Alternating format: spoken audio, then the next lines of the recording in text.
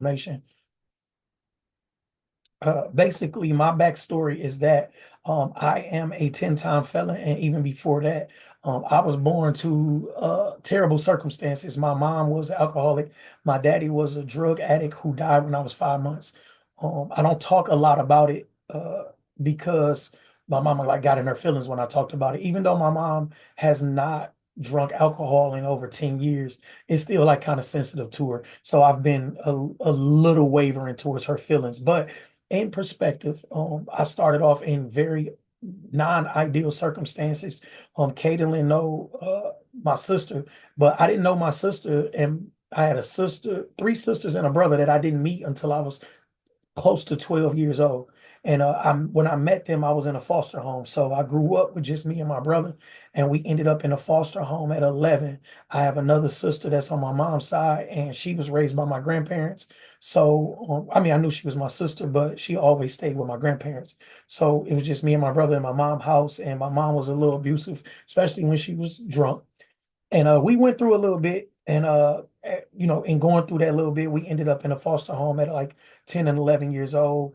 And then that foster home stuff led to like juveniles and different things like that because we met our older siblings here in Detroit. And when we got with our older siblings, my older siblings were like church people. My Especially my three oldest siblings, they were church people. They grew up in the church. It was like weird. Like when I came to stay with my brother, I remember the first night I was trying to listen to my Tupac. And my brother was like, look, we don't listen to rap in this house. I said, well, you can listen to what you want to listen to. I was like 12 going on 13. And I'm like, bro, that ain't really, your thing ain't my thing. I was already sexually active. I was already doing drugs. I was already like into certain things. And I'm like, bro, it's nice to know you. Me and my brother got the same name and everything's weird. But we got the same name. He the third, I'm the fourth. And it was weird. I'm like, Alvin, man, I'm straight, bro. I listen to my rap music. Like this is what I do. And it was rough. It was a rough transition. So from 13 to 18, my transition in, I was going from homes to foster homes to sibling homes and different things like that. And at 18, I ended up in prison. And I did 9 years in prison for armed robbery, home invasion. And that 9 years was very uneventful in the level of growth. I mean, I learned how to be a better criminal. I learned how to play spades. I became a better basketball player, a better rapper, a whole bunch of stuff that, it did nothing to further my life, in retrospect, other than having something to fall back on as far as what I didn't want to do is waste 9 years of my life. So when I came home, I was right back in the streets. And while I was in the streets, I was selling pills. I sold pills for like 5 years, and I ended up getting indicted by the federal government in 2015. I fought for 2 years. I went to federal prison with close to almost what I came home with, other than a couple kids and one on the way. And I mean, I made a whole lot of money, but fighting the feds and going 2 years with all of these high expenses, I didn't go to the feds with no bunch of money put up or none of that. So it was a learning experience of, you do good, you keep good, you do bad, it's gone. And I went into prison and bumped into one of the guys that I knew from the state jail. And he was like, look, man, they got school over there. And I went over there. That was a Tuesday. It was like a holiday. It was a Monday, and the rest of that week was a holiday. So I went in there on that following Monday and signed up for college. And once I got in college, um, I had to challenge myself, and I said, "Look, I'm gonna keep a 4.0 because one of my professors, I turned in a couple of papers, and he was like, "Look, man, you got some sense. You can do more than just get this associate's degree they giving here. Just keep up the good work, and focus on getting home and staying home." And that's what I did. I came home and I reached out to Wayne State University. And by that time, I graduated in 19. I went in 17. I graduated in 19 with my associates. I graduated with a 4.0, and I sent my transcripts to Wayne State, and they gave me a Warrior Strong scholarship where I didn't have to pay anything for the first 2 years. I went there, I got my bachelor's, and last year they said, no, no, no, that's cool, but you're gonna have to give us some money for this master's. And I got it. But it's all a mindset shift, and it was all because of your purpose. And I have a book here. These are real books behind me. This is my real library. I have more books, but this is the majority of my library. But this is a book called Start With Why. And I read this book when I was incarcerated, and it's by Simon Sinek. If you have not seen any of his uh, TED Talks or anything like that. They are on YouTube, and you can look them up. It's Simon Sinek, SimonSinek, right? And you look them up on YouTube. And this particular book, it made me look at things differently.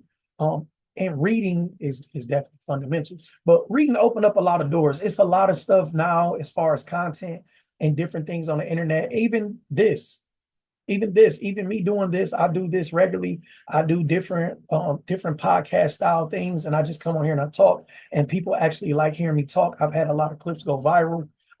I do pretty good with the internet, but books, I read a lot, and this book is very important because it's all about finding your purpose.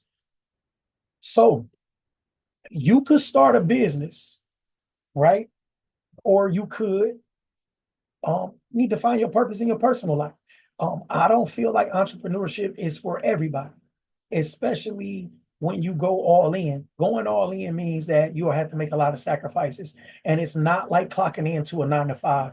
At a 9 to 5, you clock in, you get paid every 2 weeks or week or month, whatever you work out, and you know that it's coming. In entrepreneurship, you can put a lot of time into a business.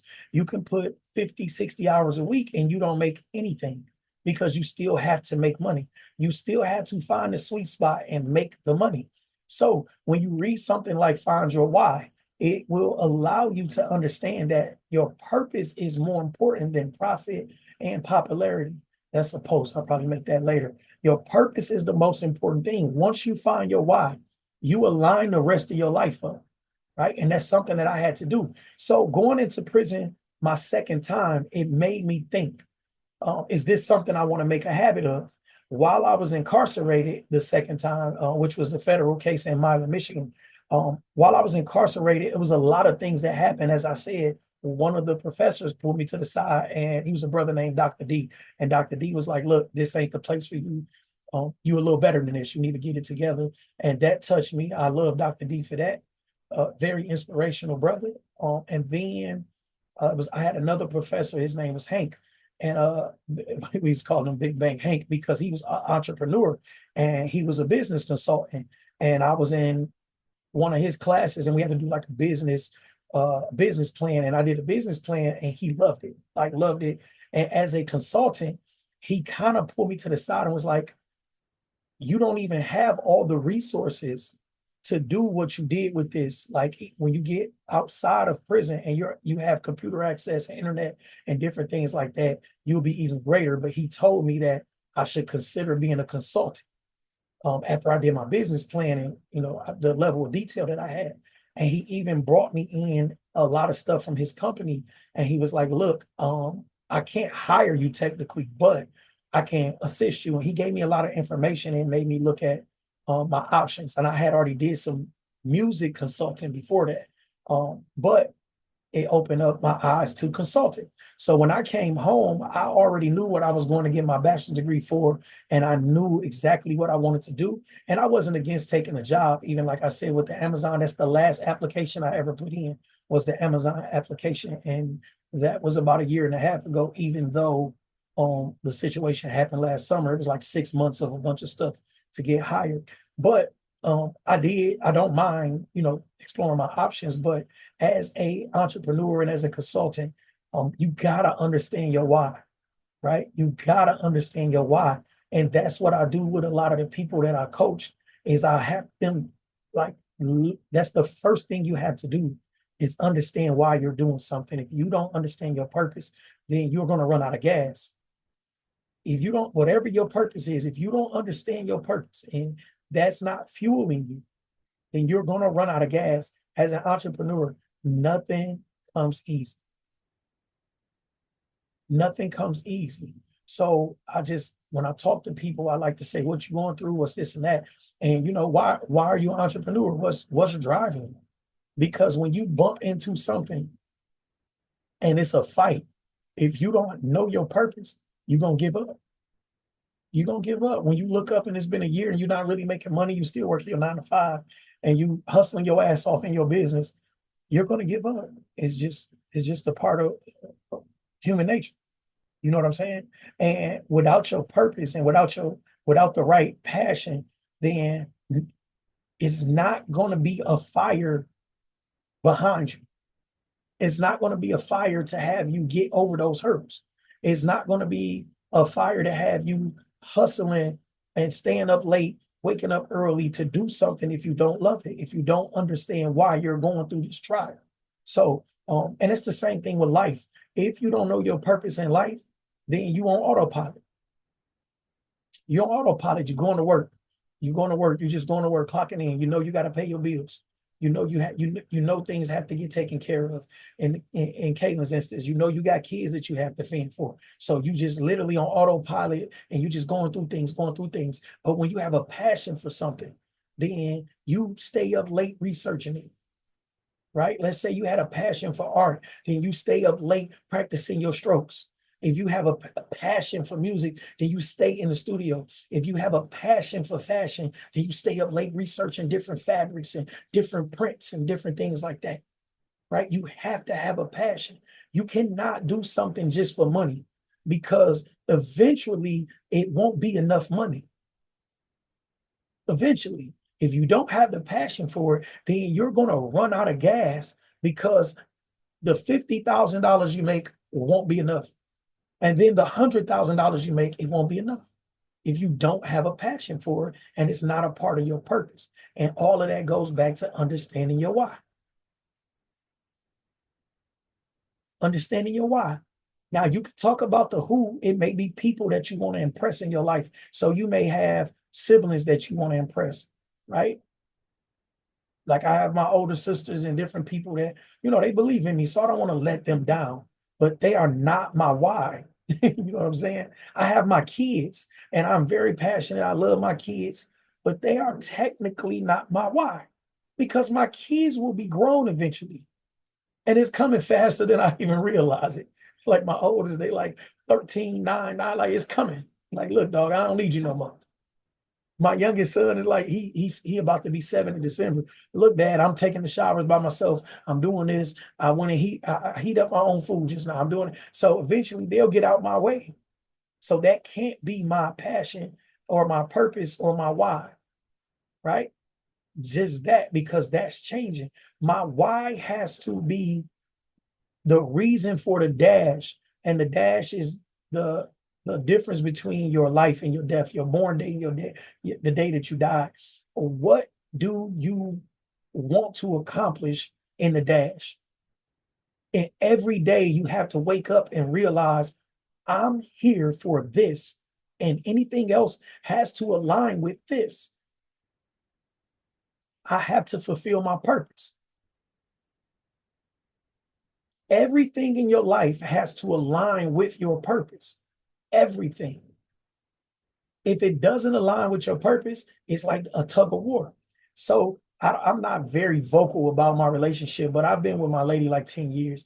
And last year we had a little rough patch.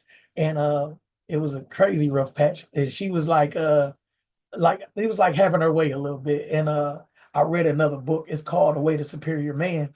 And I read this book and it was all about a man fulfilling his purpose.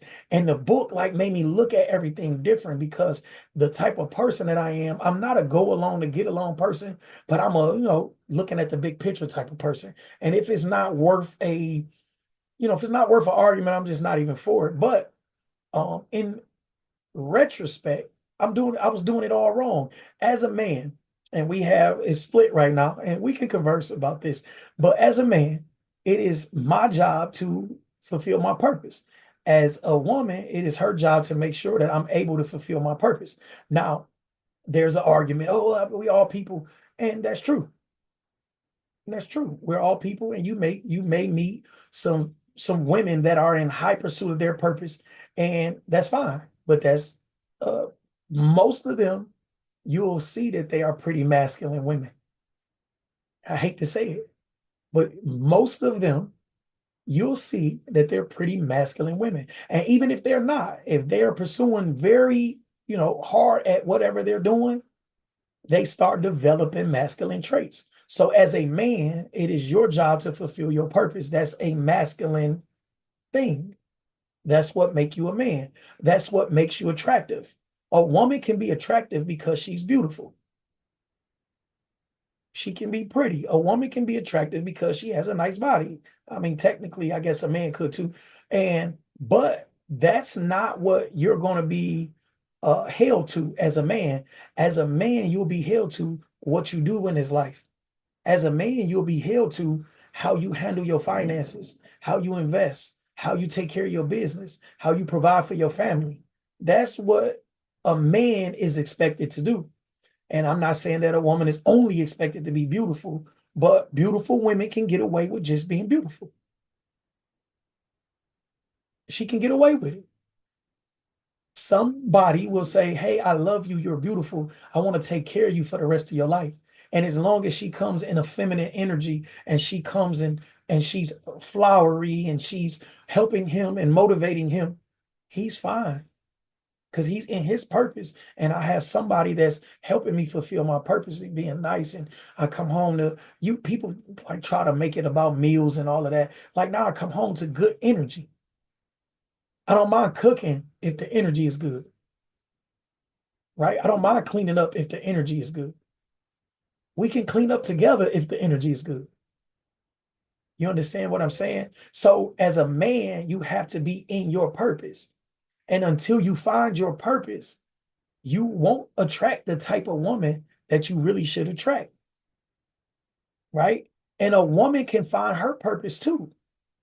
But if the two meet, a lot of times the woman purpose is going to come second to the man's purpose because her purpose is technically to help him fulfill his purpose.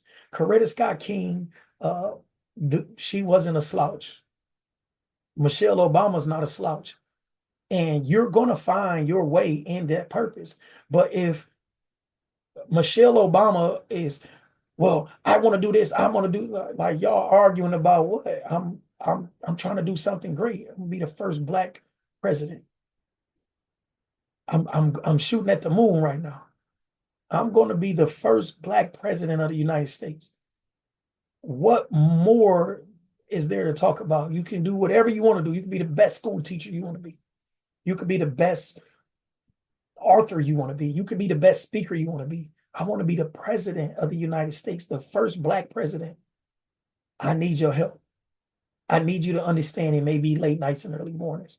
I need you to understand that sometimes it may be a little heavy on you because I'm fulfilling my purpose, but I got you. And you're going to stand right beside me, not behind me. You're going to stand beside me. So I had to understand that. We've been a lot better lately, but in the end, it was like a wrestle. And I'm like, look, and I made a post about it, talking about why my purpose come first, and they'll turn into, oh, what would I be second? Listen, if you are a man on here, you need to find your purpose. If you are a woman on here, you need to find your purpose. And if you are looking for a man, you need to be willing to help him find his purpose because that man is a strong man. And as a woman, that's the man you want. You don't want a man that is lost in the world. You don't want a man that hasn't figured himself out. You don't want a man that is, I mean, he may not have it all together, but you don't want a man that don't have a clue, right? If he had it all together, he probably wouldn't need you. So you can't find the end result. You have to find someone on the right path, someone that you know you can contribute to spiritually, emotionally, physically, everything, somebody whose life you can be of value to. And that's the person you want, right? And that's the important part of understanding the purpose. So purpose is important no matter where you are in your life. You could be going through the worst thing right now, but your purpose is going to help you get through it. You could be lost and confused. The point right now is to find your purpose. I know people that's 35, 40 years old. Well, I don't really know what my purpose is. Well, then who gets in a car and just turn the car on and hit the gas and just ride around aimlessly every day? I'm saying every day. You may do it and you want to clear your mind, you want to go for a drive, but I'm saying who gets in the car every single day and drives 2, 3, 4 hours out and blow gas and blow time and do whatever every single day? Who does that? That's what you're doing in your life if you do not know what your purpose is. That's what you're doing. And it's scary, but it's real. It's scary, but it's real. Not knowing your purpose is like throwing darts in the dark. You just doing anything. Well, I figured out. And then you start taking phone calls and you literally do anything, oh, we gonna go to the mall. All right, let's go to the mall. We're gonna go to the park. All right, let's go to the park. I'm so far in my purpose that sometimes I'm missing out on things that I really want to do. Anthony Hamilton coming here Saturday. Oh man, I gotta make this website. Oh man, I gotta study this. Oh man, I need to do this. Right? I gotta make the sacrifices because I know my purpose. So I talked a little bit, y'all. So that's usually what I do. I come on and talk a little bit, but I want y'all to give some input. If y'all here, y'all got a voice. I'm pretty sure if you tapped in, then you have some type of input. I don't mind if you disagree. I'm not here to argue. I just want to get input, and we can move forward in that. So if anybody have anything to add to the conversation, please chime in.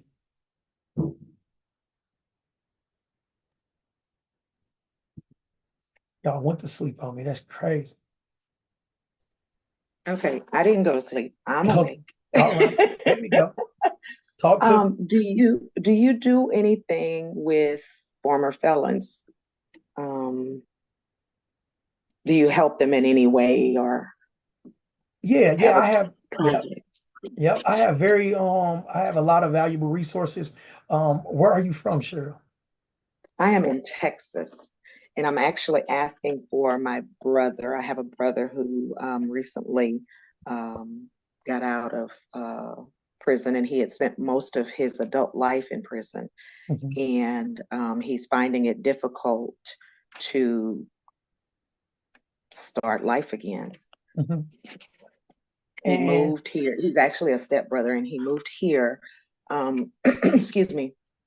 Um, and his mother passed away. He came home right before she passed away, and he relocated here. He had lived here a few years um, when he was a teenager, but he's like I said, he's trying to get his footing, and it's very difficult. And I don't want him to lose hope, mhm, and it's really difficult.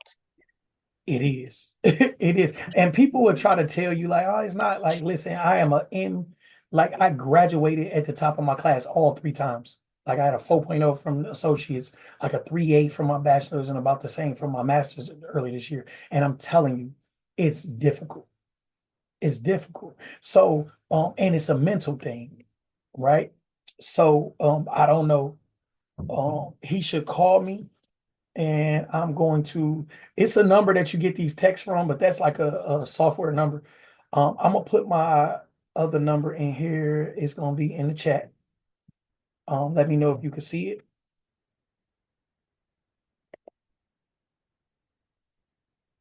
So that's my other number. That's also a business number, but it's a direct business number. It ain't like the software number. I get all the calls and all the texts no matter what. But when you text that other software number, you'll get AI. Like if he texts it right now, it's gonna be like, hey, it's nice to meet you. Sign up for this meeting.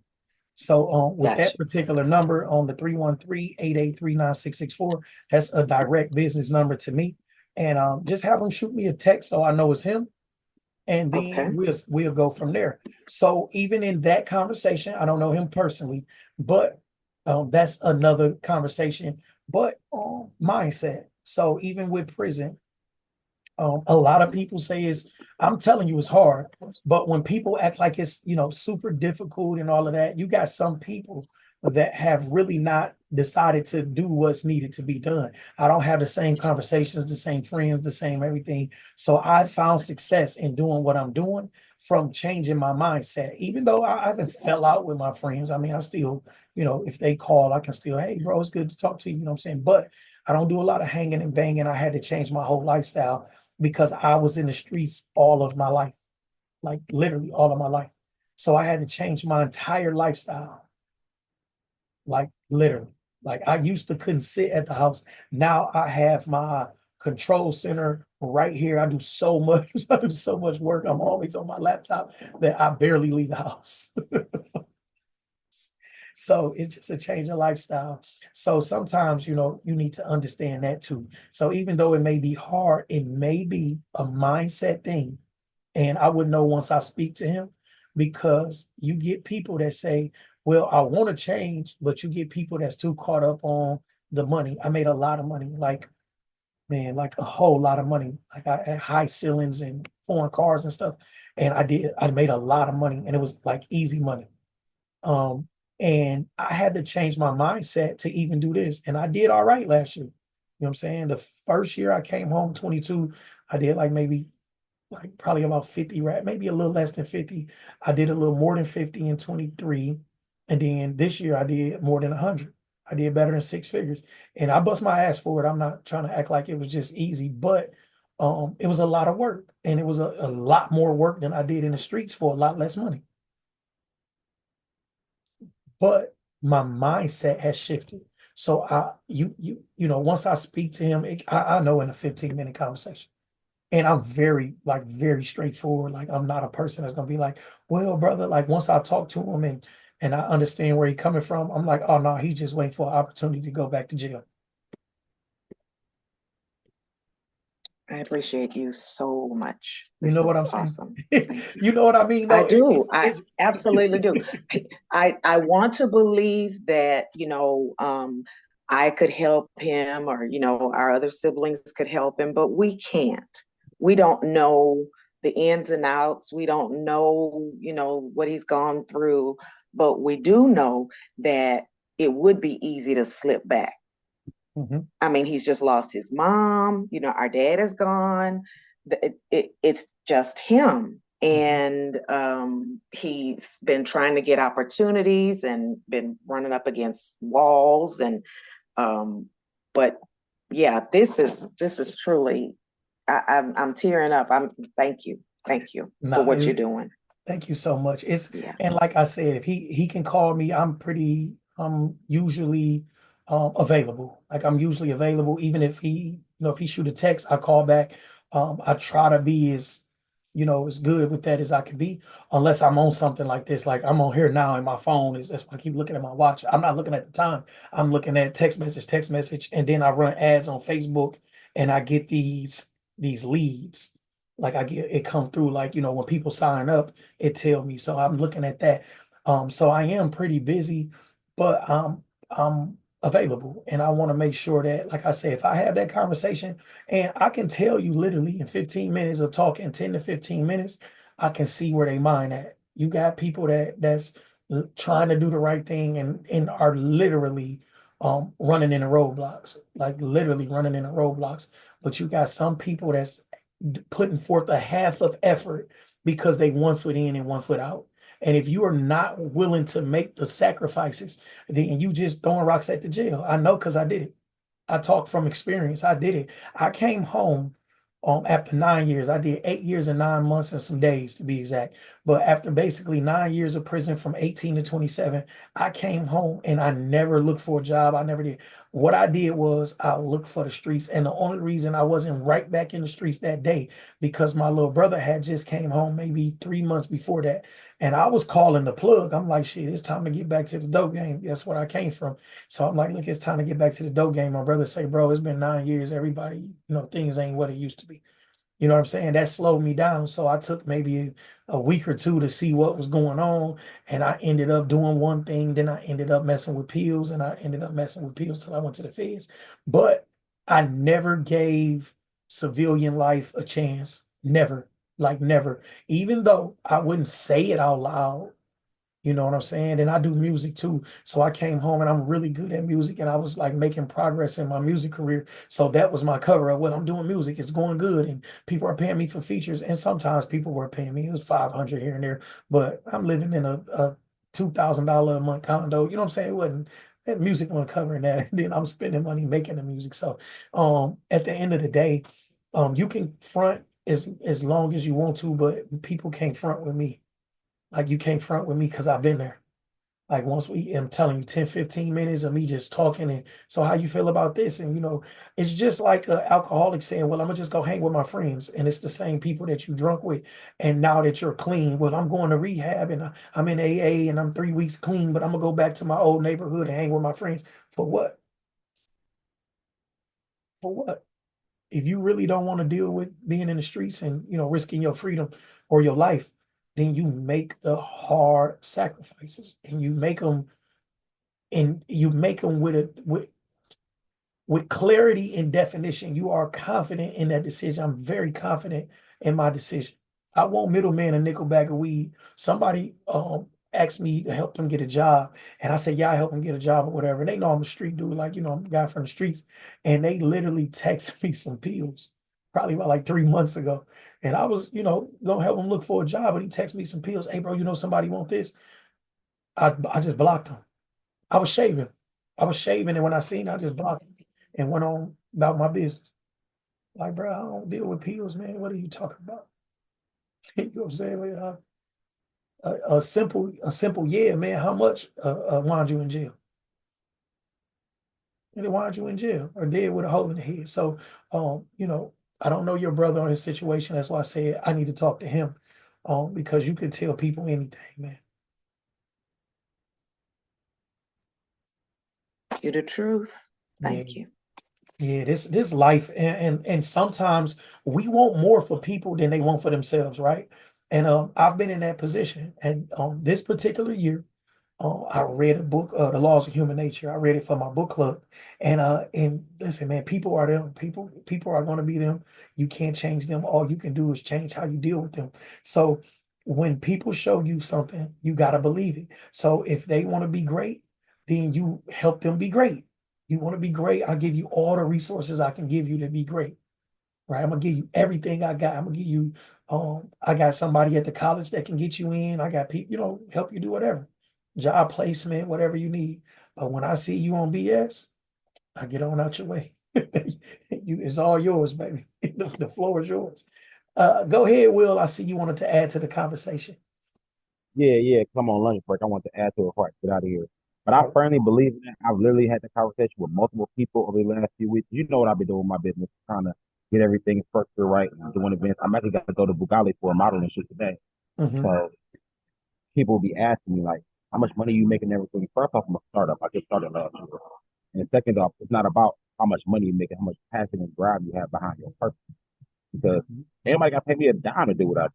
I love doing what I do. I love designing clothes. I love mingling with people. I love having something to talk about other besides street stuff, mhm, and it elevates me and it gets my mindset to want to learn more. I'm learning about spirituality, about esoteric knowledge, about spiritual thinking, and it's elevating my mind to a higher level.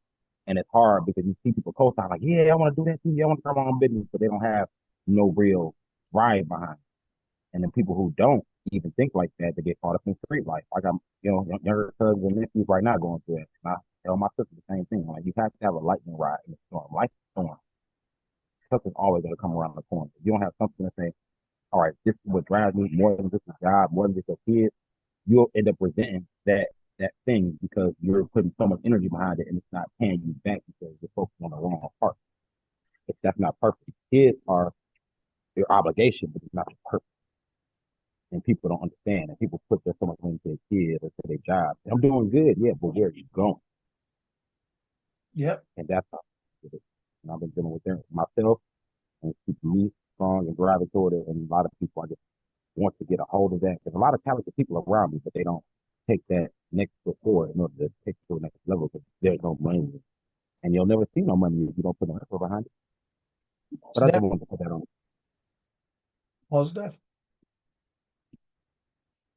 Most definitely. And then you gotta be willing to fight. Like I said, without passion and purpose, without you understanding the why, you not willing to put up the fight for it. Like it just won't happen. You won't take a chance for it because the risk not is the risk not worth the reward if you don't have a passion for it. Right. And even if the money is good, eventually it won't be enough money unless you have a passion for it, right? And anything. I don't care if it's work, your business, even with Cheryl, like you say, you love your brother. That's something you got a passion about. right? You know what I'm saying? If you didn't love him the way you love him, it wouldn't even be worth you asking about it. Like, you know what I'm saying? So, all right, Will, you enjoy the rest of your day. Will got to go back. But if anybody else want to add to the conversation, Caitlin, if you have anything to add, you can add, and we'll go from there. If Cheryl got something else to say, we'll go from there. Like I say, I'm trying not to drag these out. I just want to make sure I'm here, and I answer any questions or anything, long as we on. So. I just wanted to say I enjoyed the whole um, meeting. Very informative and uplifting, and I've been needing a word of encouragement. So sometimes it feels like you're on your own, so you really don't know what to do and how to get it started or whatever. But I got better insight of what it is I do want to do. Um, but yeah. Thank you, thank you. And like I said, you can text me or whatever, and if you got any questions and stuff, like I'm genuinely, if people are serious about what they're doing, like I genuinely want to help. You know what I'm saying? I do run my business and I do charge for certain things or whatever, but I'm not a person where you text me a question. I'm like, hey, book my calendar. I need 250 an hour and all that. I don't have that type of personality. I'm on cool Right. time. You know what I'm saying? So anything like that, or Facebook, whatever, you always can reach out to me. I just want to make sure that everybody stay positive and motivated, especially if you have something positive and motivating. You know what I'm saying? It get hard. Like life is a lot, y'all, especially as we get older. Like I talk to people and they like, oh man, such and such died and all that. Like I said, my 20-year reunion was like 2 years ago. So it's like, and then I start seeing people just passing and passing. I'm like, dang, I actually bumped into one of my friends. I'm friends with him, but his sister was in my grade. I was closer to his sister. And I had came home and I hadn't heard from her. She reach out to me and stuff. And I'm like, dang man, how's sis doing? I ain't seen her on Facebook or nothing. And he was like, man, she passed. Like it like down there. Literally. And I was with my lady and I ain't want her to feel a certain way. I'm like, look, me and the girl never had nothing going on, but she was like my dog. And she did have like rough times. Like she was in a motorcycle club and she like called me like, things going on. Can you come pick me up? And it was like, I didn't mind doing it because this was somebody that I was like friends with since like seventh, eighth grade or whatever. But I didn't even realize she had passed. And I'm like, dang, we getting to the age where if we don't check on people or, and it was like, it wasn't like she got killed or nothing. It was like, some natural causes or whatnot. It may have something to do with her lifestyle, but I'm just saying, we're getting to that age where things are happening and we should check on each other and we should be able to, like you said, be able to reach out and say, look, I'm feeling a certain way. I need some motivation. You know what I'm saying? And I try to do that with my videos and I post my videos and different things like that and content. And I try to be positive. But in the end, you may have something personal you want to ask and just ask it. Like, just ask it. It's all good. You know what I'm saying? It's all good. For sure. Yeah. So if you okay, I know you busy, Cheryl. If you are okay, and if you took that number, make sure you take that number and you can keep it for yourself too. But always, always remember that it's somebody. I'm here to listen, man. I love what I'm doing. I love coaching. I love helping people. Um, and I'm not like penny pinching. I'm not like, like I said, I'm not like, hey, don't text me. Book my calendar and all that stuff, man. I'm kind of cool. I'm cool.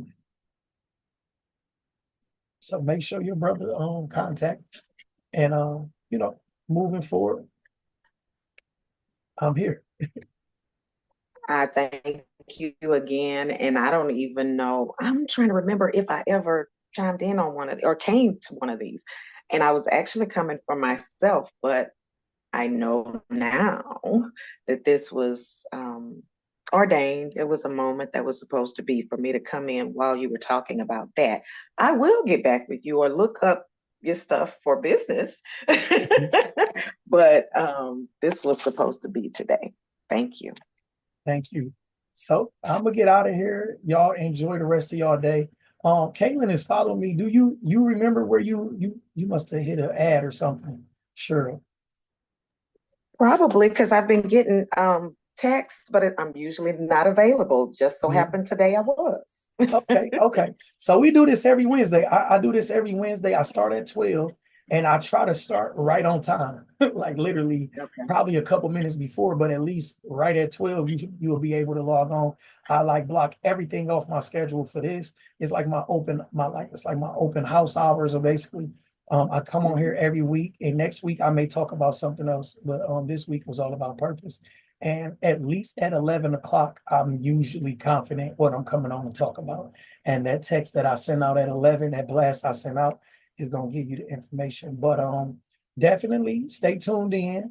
I got other things going on. I have like a whole business course that I give away well, my app is ready now. My app is ready as of yesterday. I had one done last year. I didn't really like it, so I just had a new app and it was released yesterday. But it's free. Like then everything free. I charge for what I charge for, but I'm not, like I said, I'm not squeezing juice out of turnip. I come on, I do this. I charge for things that I have to charge for, like marketing and stuff like that, because I have a team and they have to be paid. So, like as far as like running the ads and different things like that, I charge for that. But basic things and any type of help or advice I could give, I try to do that and keep it moving. You create value how you create value. And where can I find your content, Um, your app or whatever? the app, I will text out a link to that. So I will text you a link to the app. I don't have it. Like I said, it was just Okay. yesterday. But I will text you a link to that. I need to put that in my notes too. But my social media is all Chosen One Jackpot. Let me see. I'll put that in the chat too. It's all the same. Like if you look up JP1 like that or Chosen One Jackpot. My nickname is Jackpot, so that's where JP comes from. They called me that since I was a teenager. So I just shortened it to JP1, and now I do like Coach JP. I've been doing that for a few months. Somebody else like kind of made me do it, but I like it now. It made me seem important. And now that you're saying that, I'm kind of remembering, but I don't have a good memory. So yeah, I'll look back on my texts and see if I got any emails or anything from you. Yeah, it's a link to so the app is basically just a portal to the courses in the group. That's all the app really is. So it's the courses and everything is in the app. I got a couple free like business credit course, personal credit course, and then like a full business course. It's like 5 hours. Nobody has finished that course, but that course is cold and it's called Real Life XP. But the course is really, really good. It's 5 hours, but when you think about it, it's like an hour a day. You can do it in a week. But people, they even Will just left. I don't want to dog Will because he ain't on here. But Will like, man, I'm gonna do the course. I'm gonna do the course, JP. And I look up 2 weeks later, Will called me, asked me something. I said, Will, you gotta just watch the course, bro. Like I did the course is free. I mean, you asking me questions that I answered already. You're gonna have to take some time and get in there, you know what I'm saying?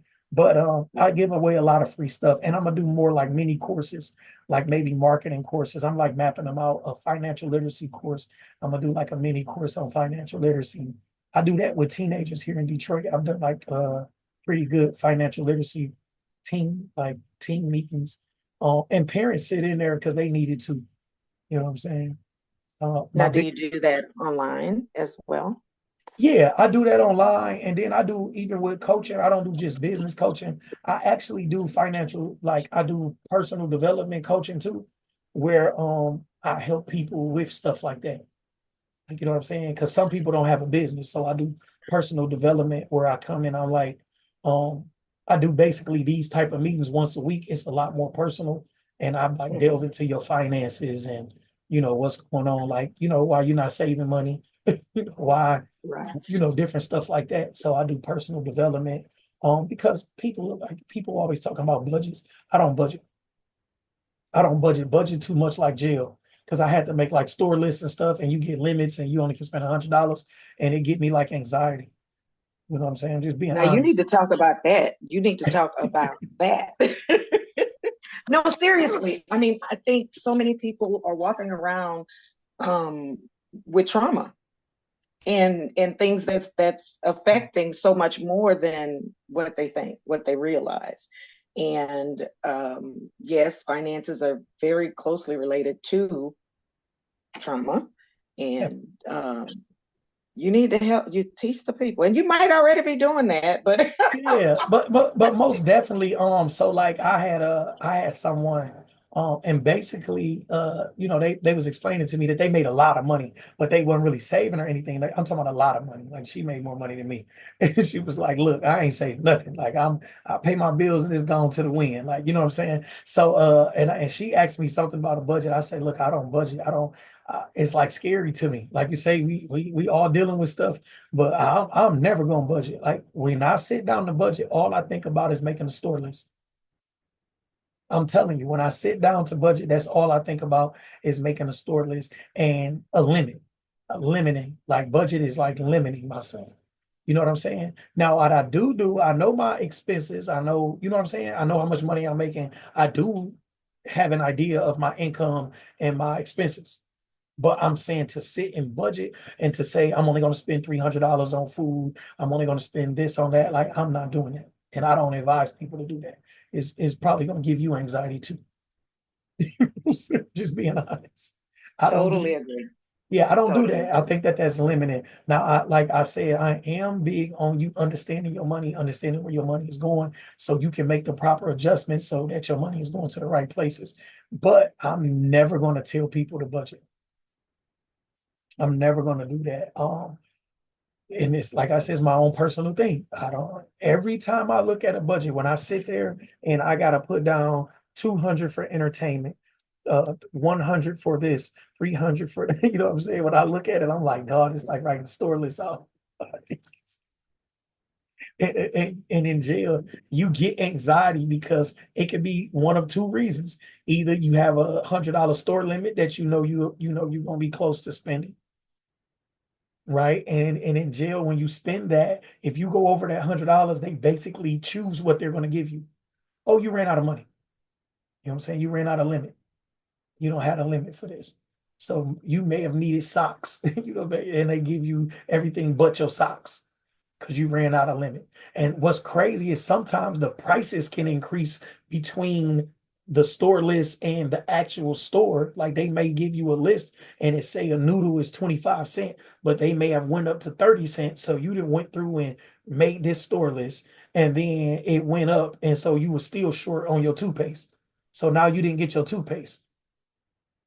You know what I'm saying? So it's like a scary thing for me, and it's definitely traumatic.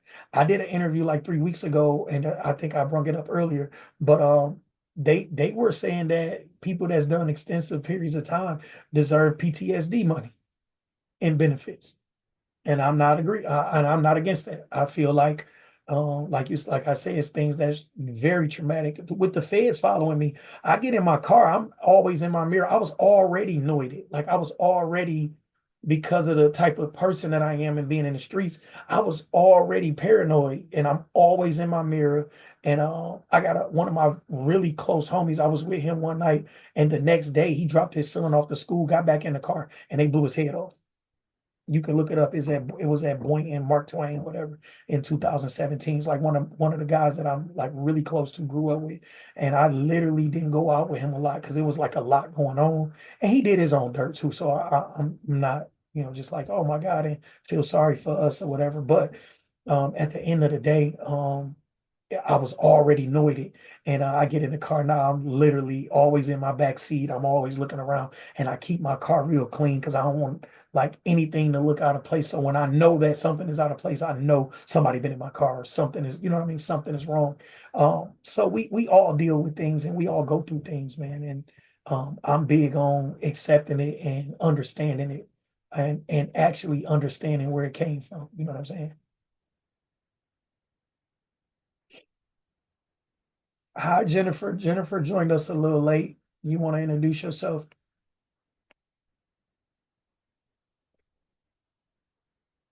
Jennifer ain't introducing herself. I ain't mad.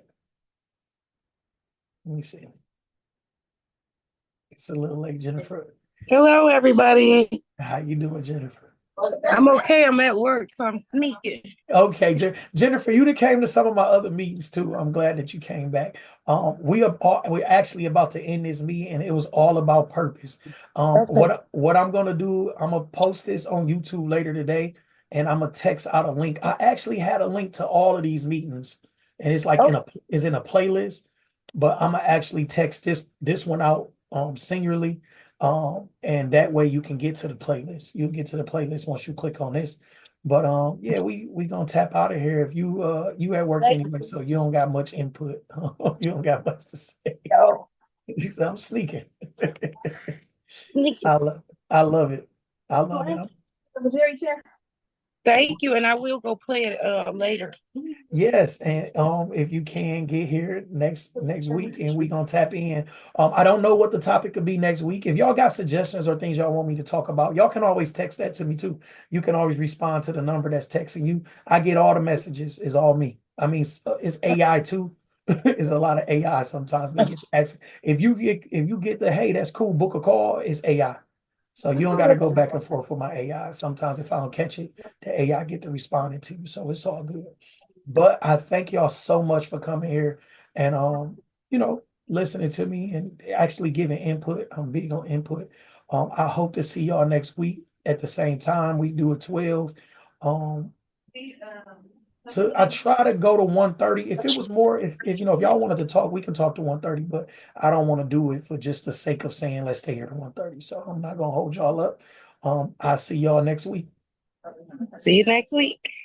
Enjoy the rest Thanks. of y'all. Have a great one. You too. You too. Next week. See you next week. Bye bye. Bye bye.